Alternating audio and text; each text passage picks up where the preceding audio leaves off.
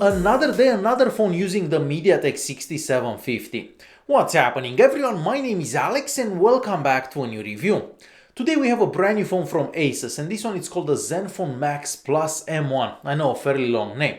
So you can find this phone for about $200 on Amazon, and unlike most phones that we get from China, this one can be used with some US and Canadian carriers, and that's a big deal. For that price, you get a very premium looking phone that's mostly made out of metal and glass. So you get a 5.7-inch screen that has a 18:9 screen ratio, and we also have a 1080p resolution.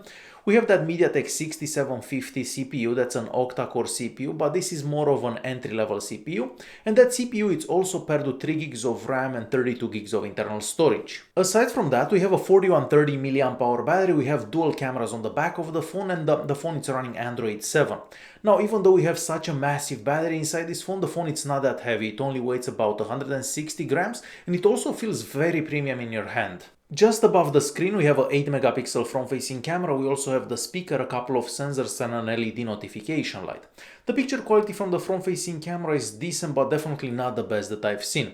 There is also a portrait mode available, but the quality from the portrait mode pictures isn't that great, so it really depends where you are and what you have behind you, because some of the pictures don't turn out that great. As for the regular looking pictures, as I said, they do turn out okay if you have plenty of light, but if you don't have enough light, the pictures become kind of blurry and grainy. The 5.7-inch screen is an IPS panel that has a resolution of 1080p. We also get very nice and vibrant colors. The viewing angles are also great and the blacks are also very deep. So definitely one of the better screens that I've seen on a budget phone. My only complaint about this screen is the brightness, because if you take the phone outside, it is a bit difficult to see it. So I wish the screen's brightness would have been a bit better. The screen sensitivity is also better than average, and the screen can register up to 5 touches at the same time.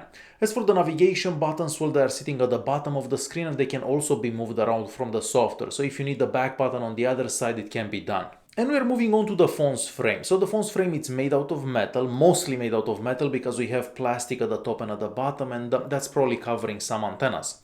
So on the right hand side you're gonna find the power button and the volume keys, and the buttons are also made out of metal. At the top we have what could be a secondary microphone, and we also get a 3.5mm audio jack. The sound quality from that audio jack is also better than most budget phones that I tried. So the sound is loud, crisp and with a lot of bass, so no complaints about that. And moving to the other side of the phone, there we have the slot for the SIM card. The phone can take 2 SIM cards and an SD card at the same time, so all 3 at the same time. However, the SD card cannot be used as internal storage, so you can still save pictures and music on the SD card, but you're not going to be able to install apps on that SD card. And moving to the bottom of the phone, there we have the microphone, we also have a micro USB charging port, and of course the speaker.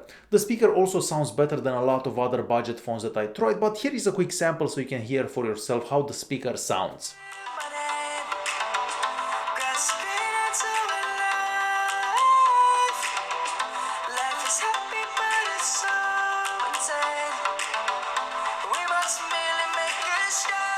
As for that micro USB charging port, well, the phone supports OTG and it even comes with an OTG adapter in the box. Now, charging the phone from 0 to 100 is done in about 2 hours, which is not bad considering the size of the battery. Now, talking about the battery, so as I said before, inside this phone we have a 4130 mAh battery. So on one charge you can go for about a day and a half to 2 days, and out of that between 8 and 9 hours of screen time.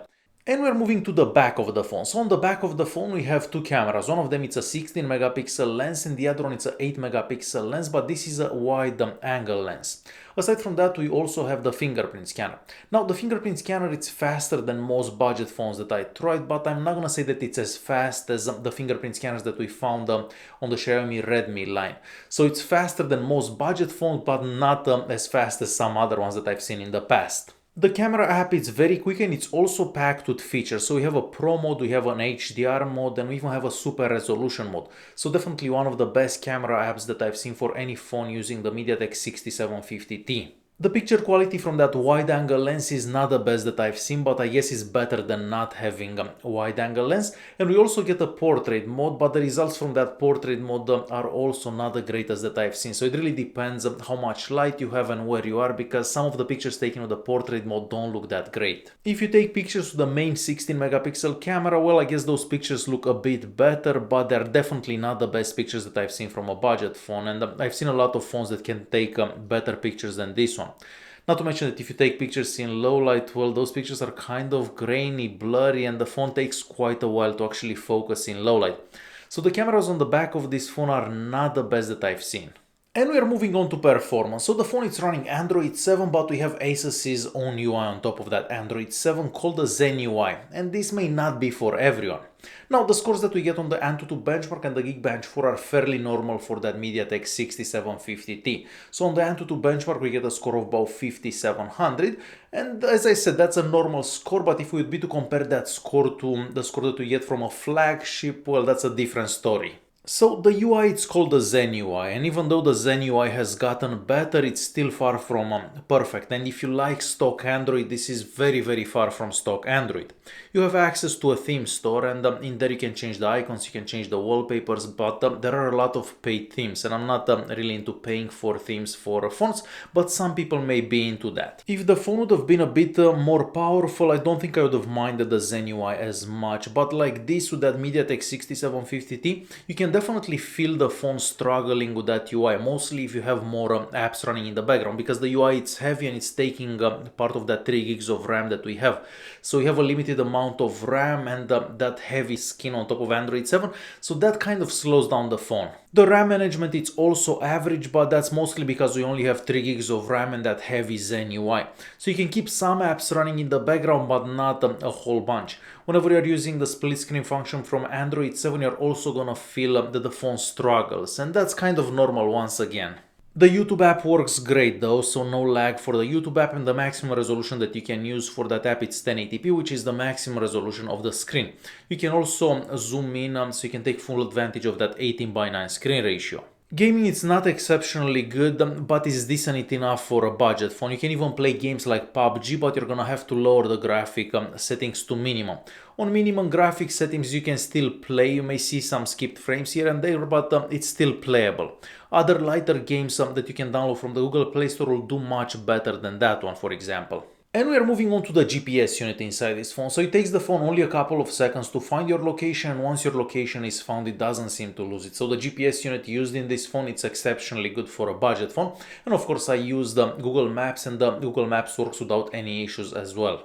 Connectivity wise, we get 4G connectivity, but we don't get dual band Wi-Fi or NFC. As I said before, the bands match a lot of carriers from the US and Canada, and that's the main advantage of buying this phone over some other phones from China.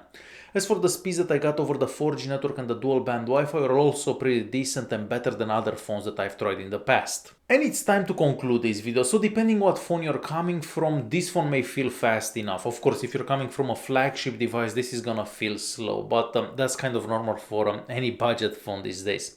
So this phone, we get a very premium looking phone, we get a very beautiful screen, but we get average performance and average cameras, but at least we get great battery life. So other phones that you could use in the US and are better than this one would be the new G3. And I've actually done a review on that one 3 months ago or so. So definitely check that one out as well. Alright guys, hopefully you enjoyed this video. If you did like it, press that like button. Don't forget to subscribe, and I'll see you in the next one. Thanks for watching.